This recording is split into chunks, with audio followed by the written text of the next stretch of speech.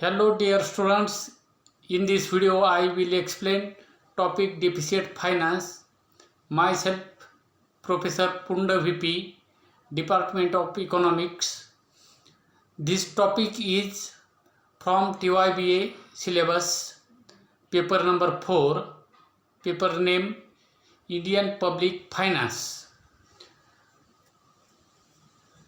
हा जो टॉपिक आहे याला तुटीचा अर्थ भरणा असं आपण मराठीतून म्हणत असतो.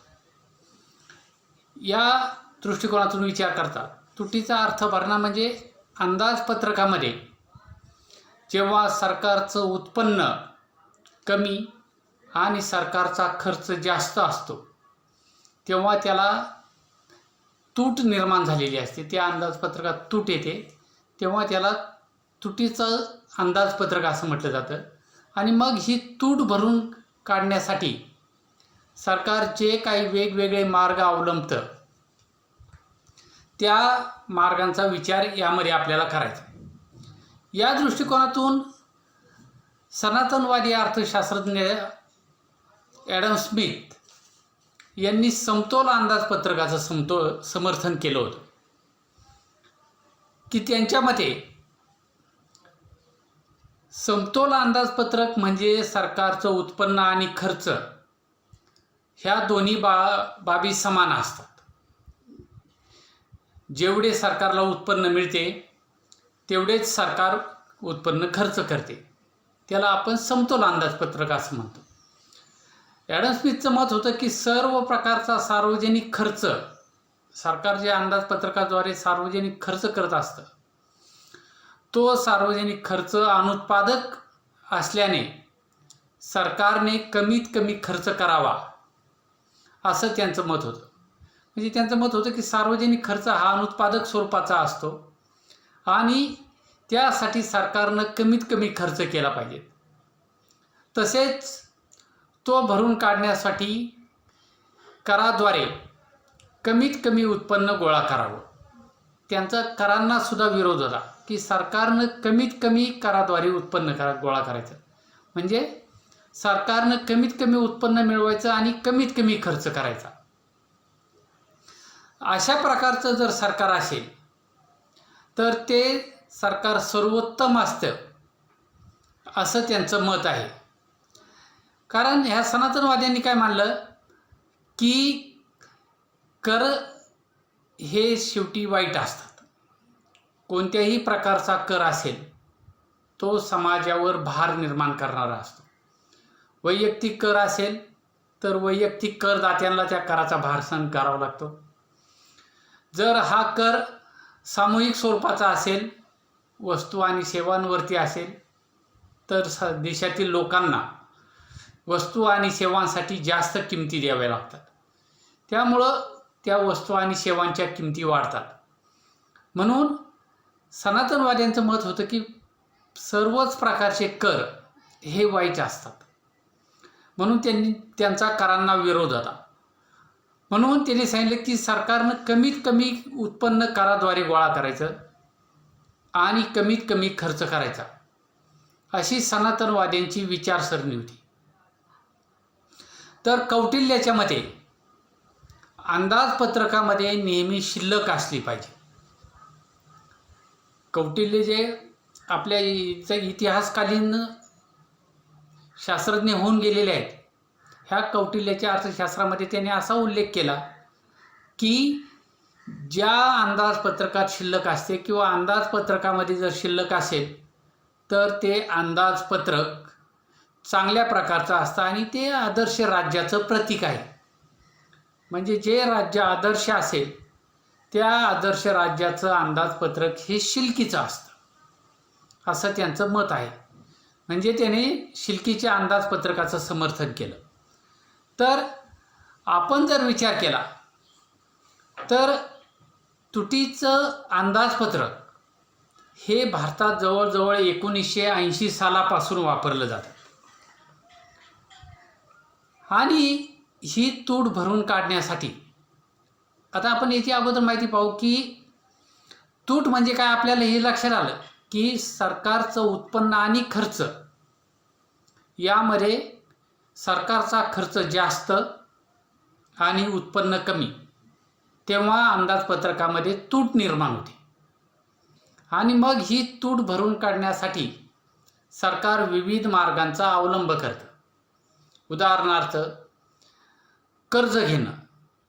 सरकार कर्ज घेतं. कर्ज कोणाकडून घेतं?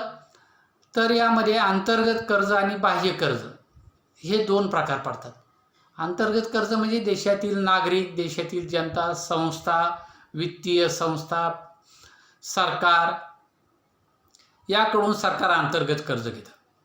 बाह्य कर्ज म्हणजे काय की बाहेरील देशातील लोकांकडून घेतलेलं कर्ज, बाहेरील संस्थांकडून घेतलेलं कर्ज, वित्तीय संस्थांकडील कर्ज, बाहेरील बँकांकडून घेतलेलं कर्ज, हे बाह्य कर्ज.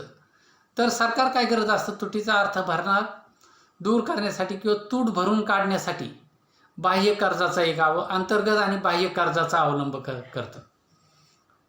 यानंतर तुटीचा अर्थ भरण्यातील तूट दूर करण्यासाठी सरकार वेळ प्रसंगी कर वाढवतं. म्हणजे हा एक मार्ग आहे सरकारचा उत्पन्न मिळवण्याचा. ही तूट भरून काढण्यासाठी करांमध्ये वाढ केली जाते. करातून जास्त उत्पन्न मिळवलं जातं, म्हणजे त्यामधून तूट भरून काढता येते. यानंतर सांगितलं जातं की सरकार आपला सार्वजनिक खर्च कमी करतं. थोडा खर्च कमी केला की सरकारचा खर्चाची प्रवृत्ती कमी होते. यानंतर सांगितलं जातं की सरकार नवीन चलन छापू शकतं. म्हणजे शेवटचा मार्ग आहे की चलन छापणं. आणि चलन छापून सुद्धा सरकार आपल्या अंदाजपत्रकातील तूट कमी करतं. तर याद्वारे तुटीचा अर्थ भरणा किंवा जी तूट असेल ती तूट भरून काढण्याचा सरकारकडून प्रयत्न केला जातो. तो अंदाजपत्रकीय तूट भरून काढली जाते. सर्वसाधारणपणे ही जी वित्तीय तूट आहे ही तूट 3% असावी, असं वेगवेगळ्या प्रकारे किंवा वेगवेगळ्या तज्ज्ञांनी मतं व्यक्त केलेली आहेत. यामध्ये पी. चिदंबरम यांनी 2012 सालापासून देशामध्ये स्थूल राष्ट्रीय उत्पन्नाच्या ग्रॉस डोमेस्टिक प्रोडक्ट ज्याला आपण म्हणतो GDP, ह्या GDPच्या 3% तूट असली पाहिजे. ती अर्थव्यवस्थेला पोषक असते. त्यापेक्षा जर जास्त तूट असेल तर ती अर्थव्यवस्थेला पोषक नाही. म्हणजे सर्वसाधारणपणे 3 ते 4% तूट ही अर्थव्यवस्थेसाठी आवश्यक आहे. जेव्हापासून NDA सरकार अस्तित्वात आलेलं आहे तेव्हापासून ह्या सरकारनं सर्वसाधारणपणे आपली जी तूट आहे वित्तीय तूट, ही तूट 3 ते 4% ठेवण्याचा प्रयत्न केलेला आहे.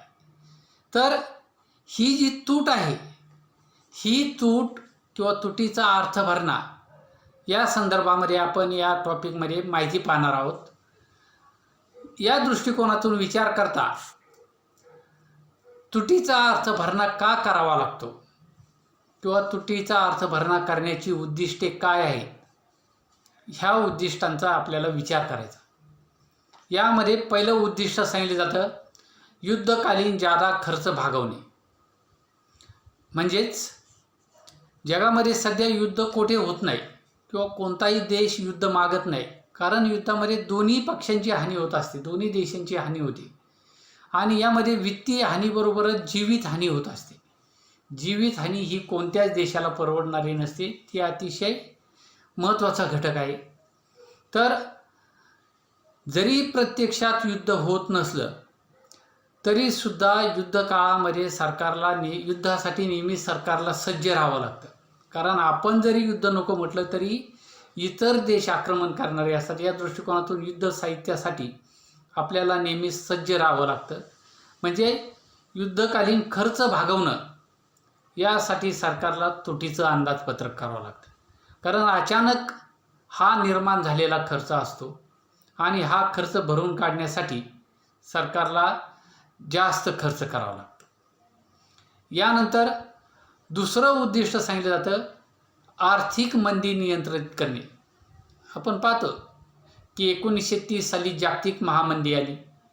त्यानंतर 1992 सालापासून ही जगामध्ये मंदीचं वातावरण आहे. आज ही भारतामध्ये 2014 सालापासून मंदीचं वातावरण आहे. तर अशा स्वरूपाची मंदी जर देशामध्ये निर्माण झाली तर ही मंदी दूर करणं आवश्यक असतं.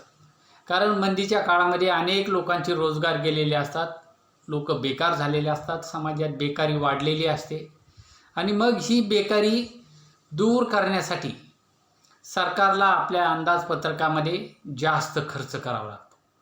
म्हणून ही तूट भरून काढण्यासाठी ही नवीन पैसा छापावा लागतो. म्हणजेच आर्थिक मंदी जर नियंत्रित करायची असेल, मंदी जर घालवायची असेल तर तुटीचा अर्थभरणा करणं आवश्यक असतं.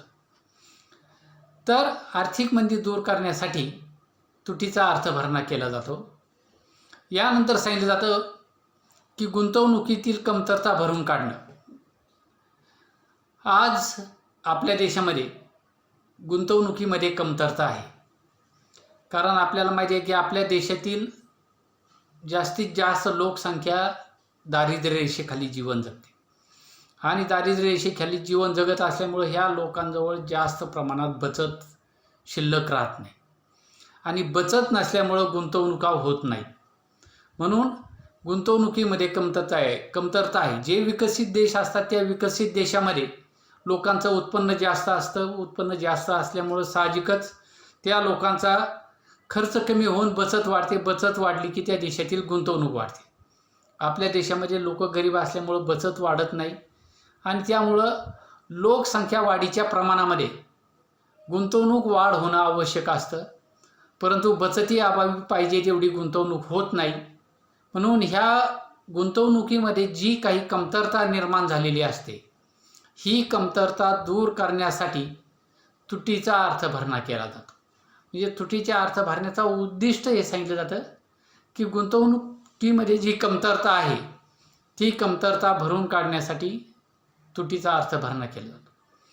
यानंतर सांगितलं जातं चौथं उद्दिष्ट की देशामध्ये जी काही उत्पादनाची साधनं आहेत ह्या उत्पादन साधनांचा अधिकाधिक वापर करणं. भारतासारख्या विकसनशील देशामध्ये उत्पादनाची अनेक साधने जी आहेत ही साधने निष्क्रिय स्वरूपामध्ये पडून राहिलेली असतात. ह्या साधनांचा पुरेपूर वापर केला जात नाही. उदाहरणार्थ आपण पाहतो लोकसंख्या. आज आपल्या देशामध्ये लोकसंख्या भरपूर आहे परंतु ही कशी आहे, बऱ्याच प्रमाणात बेकारी असते. म्हणून हे जे उत्पादनाची साधनं आहेत ह्या साधनांचा जास्तीत जास्त वापर होणं आवश्यक असतं. म्हणून ह्या साधनांचा वापर करून घेण्यासाठी अंदाजपत्रकामध्ये तूट निर्माण करावी लागते. म्हणजे तुटीचा अर्थभरणा करावा लागतो. हे याचं एक उद्दिष्ट सांगितलं जातं. यानंतर पाचवं उद्दिष्ट सांगितलं जातं रोजगार वाढ करणं. रोजगार वाढ देशातील बेरोजगारी दूर करणं, रोजगाराच्या नवीन संधी निर्माण करणं, नवीन प्रकल्प स्थापन करणं की जेणेकरून देशातील बेरोजगारी कमी होईल. हे एक उद्दिष्ट तुटीच्या अर्थभरण्यापाठीमागे ठेवलेलं असतं, रोजगार वाढ करणं. यानंतर सहावं उद्दिष्ट सांगितलं जातं आर्थिक विकास करणं. देशाचा सर्वांगीण विकास साधणं हे या दृष्टिकोनातून महत्त्वाचं असतं आणि हे अंदाजपत्रकाचं उद्दिष्ट असतं. अंदाजपत्रकात तूट निर्माण करण्याचं उद्दिष्टच हे ठेवलेलं असतं की देशाचा आर्थिक विकास झाला पाहिजे, सर्वांगीण विकास करणं आवश्यक असतं. यानंतर सातवं उद्दिष्ट सांगितलं जातं दारिद्र्य निर्मूलन करणं. देशामध्ये भारतासारख्या विकसनशील देशामध्ये दारिद्र्य फार मोठ्या प्रमाणात आहे आणि हे दारिद्र्य जर दूर करायचं असेल तर तुटीचा अर्थभरणा आवश्यक आहे. अंदाजपत्रकात तूट आवश्यक आहे. दारिद्र्य निर्मूलनाचे वेगवेगळे कार्यक्रम राबवणं, दारिद्र्य लोकांना विविध प्रकारच्या सोयी सुविधा पुरवणं, त्यांच्यासाठी रोजगाराच्या संधी निर्माण करून देणं, अशा प्रकारचे उपाय यामध्ये करावे लागतात. त्यासाठी फार मोठ्या प्रमाणात खर्च करावा लागतो. म्हणजेच अंदाजपत्रकातील तूट वाढत जाते. म्हणून त्याला हे तुटीचे अर्थ भरण्याचं उद्दिष्ट आहे असं सांगितलं जातं. यानंतर शेवटचं उद्दिष्ट यामध्ये सांगितलं जातं पुरवठ्यातील वाढ. अशा अर्थव्यवस्थेमध्ये की पुरवठा कमी असतो आणि लोकसंख्येमुळं मागणी जास्त असते. ही जास्त मागणी पूर्ण करण्यासाठी वस्तू आणि सेवांच्या पुरवठ्यामध्ये वाढ करणं आवश्यक असतं आणि ही वाढ घडवून आणण्यासाठी देशात उत्पादनाची पद्धती बदलावी लागते, उत्पादन वाढवावं लागतं, एकूण उत्पादनात वाढ करावी लागते. जेव्हा एकूण उत्पादनात वाढ होते तेव्हा पुरवठ्यात वाढ होते आणि ह्या एकूण उत्पादन वाढीसाठी तुटीचा भरणा आवश्यक ठरतो. तर ही सर्व तुटीच्या अर्थ भरण्याची उद्दिष्टे सांगितली जातात. आपण अगोदरच्या भागामध्ये तुटीच्या अर्थ भरण्याची उद्दिष्ट पाहिली. यानंतरचा भाग आपल्याला पाहायचा आहे तुटीच्या अर्थ भरण्याची कारणं. आता तुटीचा अर्थ भरणा का होतो किंवा तुटीच्या अर्थ भरण्याची कारणं काय आहे, ह्या कारणांचा सुद्धा आपल्याला विचार करायचा आहे. यामध्ये जी कारणं सांगितली जातात त्यामध्ये पहिलं कारण सांगितलं जातं युद्धासाठी प्रचंड खर्च करणं. युद्ध साहित्यासाठी प्रत्येक देशाला फार मोठ्या प्रमाणात खर्च करावा लागतो आणि ह्या पहिलं कारण याचं की आपल्याला युद्ध साहित्यासाठी फार मोठ्या प्रमाणात खर्च करावा लागतो. आपण जर आपल्या अंदाजपत्रकाचा भाग पाहिला तर फार मोठ्या प्रमाणात आपला युद्ध साहित्यासाठी खर्च होत असतो. कारण का तर युद्धासाठी नेहमी तयार राहावं लागतं, सज्ज राहावं लागतं. म्हणून फार मोठ्या प्रमाणात युद्धासाठी खर्च करावा लागतो. यानंतर दुसरं कारण सांगितलं जातं प्रभावी मागणीची कमतरता. आपण पाहतो की विकसनशील देशामध्ये लोकांचं उत्पन्न कमी असल्यामुळं साहजिकच या लोकांची मागणी कमी असते. म्हणजे लॉर्ड केन्सनं सांगितले की लोकांची मागणी कमी असल्यामुळं अर्थव्यवस्थेतील एकूण मागणी कमी होते.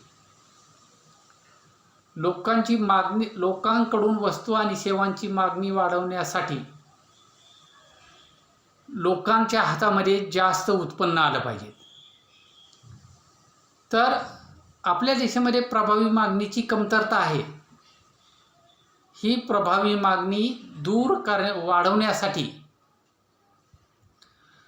सरकारला फार मोठ्या प्रमाणात खर्च करावा लागतो. हे दुसरं कारण याचं सांगितलं जातं.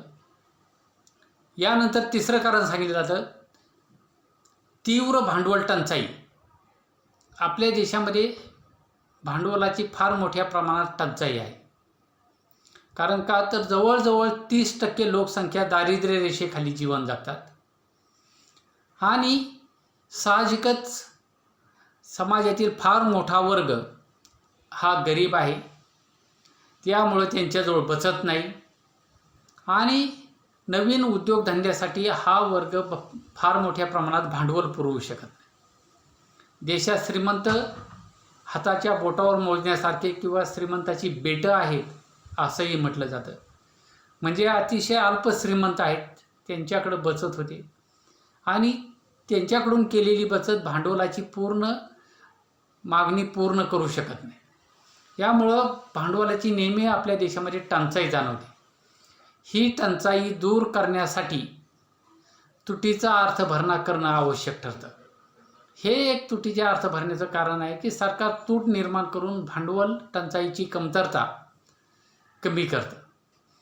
यानंतर चौथं कारण सांगितलं जातं जागतिक घसरण नियंत्रित करण्यासाठी. जागतिक घसरण म्हणजे जागतिक बाजारपेठेमध्ये अचानकपणे काही स्वरूपाच्या मागणी आणि पुरवठ्यामध्ये बदल घडून येत असतो आणि मागणीमध्ये कमतरता निर्माण होत असते, घसरण होत असते, जागतिक महामंदी निर्माण होत असते काही वेळेस. तर ही जागतिक महामंदी नियंत्रित करणं अतिशय आवश्यक असतं आणि अशी महामंदी किंवा जागतिक घसरण नियंत्रित करण्यासाठी तुटीच्या अर्थ भरण्याद्वारे सरकारला आपला खर्च वाढवावा लागतो. सरकारनं आपला खर्च वाढवला की साहजिकच लोकांच्या हातामध्ये जास्त पैसा येतो आणि पैसा आला की अर्थव्यवस्थेच्या विकासाला गती मिळते. म्हणून या दृष्टिकोनातून जागतिक घसरण नियंत्रित करण्यासाठी सरकारला आपला खर्च वाढवावा लागतो. जर आपण पाहिलं जेव्हा जगामध्ये मंदीचे वारे वाहू लागले त्यावेळेस अमेरिकन सरकारनं 2 वेळेस त्यांच्या अर्थव्यवस्थेला 5-5 लाख कोटी डॉलरचे बूस्ट दिले होते, डोस दिले होते, की जेणेकरून मंदी कमी होईल. म्हणजे जागतिक घसरण नियंत्रित जर करायची असेल तर अर्थव्यवस्थेला काही प्रमाणामध्ये डोस द्यावे लागतात आणि हे डोस देण्याचं काम ह्या अर्थ भरण्याद्वारे केलं जातं. म्हणजे हे तुटीचे अर्थ भरण्याचं कारण सांगितलं जातं की जागतिक घसरण नियंत्रित करण्यासाठी तुटीचा अर्थ भरणा करावा लागतो. यानंतर सांगितलं 5वं कारण सांगितलं जातं आर्थिक विकासाचे कार्यक्रम यशस्वीपणे राबवणं. देशामध्ये विकसनशील देशामध्ये आर्थिक विकासाचे कार्यक्रम नेहमीच चालू असतात. हे कार्यक्रम यशस्वीपणे राबवणं अतिशय महत्त्वाचं असतं आणि हे कार्यक्रम राबवत असताना भाववाढ किंवा इतर कारणांमुळे विकासाच्या कामावरील खर्च हा दिवसेंदिवस वाढत जात असतो. म्हणजेच अगोदर नियोजित केलेला खर्च आणि नंतर प्रत्यक्ष प्रकल्प पूर्ण होत असताना होणारा खर्च यामध्ये फार मोठ्या प्रमाणात तफावत दिसून येत असते आणि ही तफावत दूर करण्यासाठी फार मोठ्या प्रमाणात सरकारला खर्च वाढवावा लागतो. म्हणजेच आर्थिक विकासाचे कार्यक्रम यशस्वीपणे जर राबवायचे असतील तर हे राबवण्यासाठी सरकारला आपला खर्च वाढवावा लागतो. म्हणजेच अंदाजपत्रकामध्ये तूट निर्माण करावी लागते. यानंतर सांगितलं जातं अतिरिक्त क्षमतेचा वापर. देशाजवळ जी काही अतिरिक्त क्षमता आहे ह्या अतिरिक्त क्षमतेचा वापर होणं अतिशय महत्त्वाचं असतं. आज जर आपण पाहिलं की अमेरिकन अभ्यास गटानं आपल्या अर्थव्यवस्थेची पाहणी केली एक वेळेस आणि ह्या पाहणीमध्ये त्यांना असं दिसून आलं की भारतातील जे काही उद्योगधंदे आहेत, व्यवसाय आहेत, हे व्यवसाय आपल्या उत्पादन क्षमतेचा फक्त 50%च वापर करतात. म्हणजे ह्या उद्योगधंद्याकडं, व्यवसायाकडं किंवा देशाजवळ अतिरिक्त उत्पादन क्षमता आहे, शिल्लक आहे, परंतु ह्या उत्पादन क्षमतेचा पुरेपूर वापर केला जात नाही. तर ह्या उत्पादन क्षमतेचा वापर होणं अतिशय महत्त्वाचं आहे आणि जर ह्या उत्पादन क्षमतेचा जर वापर करायचा म्हटलं, जी अतिरिक्त क्षमता आहे त्याचा जर वापर करायचा म्हटलं तर त्यासाठी सरकारला फार मोठ्या प्रमाणात खर्च करण्याची आवश्यकता आहे. म्हणजेच अर्थ भरण्यामध्ये तूट निर्माण करावी लागते, अंदाजपत्रकात तूट निर्माण करावी लागते. हे एक याचं कारण सांगितलं जातं. यानंतर 7वं कारण सांगितलं जातं की भाववाढ. भाववाढीच्या काळामध्ये काय होतं, वस्तू आणि सेवांच्या किमती वाढत असतात, दिवसेंदिवस किंमत वाढ घडून येत असते. आता ही भाववाढ कुणालाच नको असते, परंतु ठराविक पद्धतीनं किंवा ठराविक दरानं अर्थव्यवस्थेचा विकास होण्यासाठी थोड्या प्रमाणात असलेली भाववाढ ही अर्थव्यवस्थेच्या विकासासाठी आवश्यक असते. तर ही भाववाढ जी आहे ह्या भाववाढीमुळे जर वस्तू आणि सेवांच्या जर किमती वाढत असतील तर सरकारचा खर्चसुद्धा साहजिकच या काळामध्ये वाढत जात असतो. म्हणजे भाववाढीमुळं सरकारचा खर्चसुद्धा वाढतो आणि हा खर्च वाढल्यामुळं सरकारला तुटीचा अर्थ भरणा वाढवावा लागतो. म्हणजेच तुटीच्या अर्थ भरण्याचं हे एक कारण सांगितलं जातं, असंही सांगितलं जातं. तसंच तुटीच्या अर्थ भरण्याची इतर काही कारणं आहेत. यामध्ये आहे शिक्षण आहे, आरोग्य आहे, राहणीमान आहे, लोकसंख्या आहे, नवीन शहरांच्या समस्या आहेत, आरोग्याच्या समस्या आहेत, नवीन साथीचे रोग आहेत, आजार आहेत. यासाठी सरकारला अनावश्यकपणे, अनपेक्षितपणे काही खर्च करावा लागतो आणि हा खर्च वाढला की त्यासाठी अंदाजपत्रकामध्ये तूट निर्माण करावी लागते. तर ही सर्व कारणे तुटीच्या अर्थ भरण्याची सांगितली जातात असं यामध्ये सांगितलं जातं. इथपर्यंत आपण ऐकून घेतलं. यानंतरच्या पुढील भागामध्ये आपण तुटीच्या अर्थ भरण्याचे भारतातील प्रवृत्ती आणि भारतातील तुटीच्या अर्थ भरण्याचे परिणाम यांचा अभ्यास करणार आहोत. इथपर्यंत आपण ऐकून घेतलं, याबद्दल थँक्यू.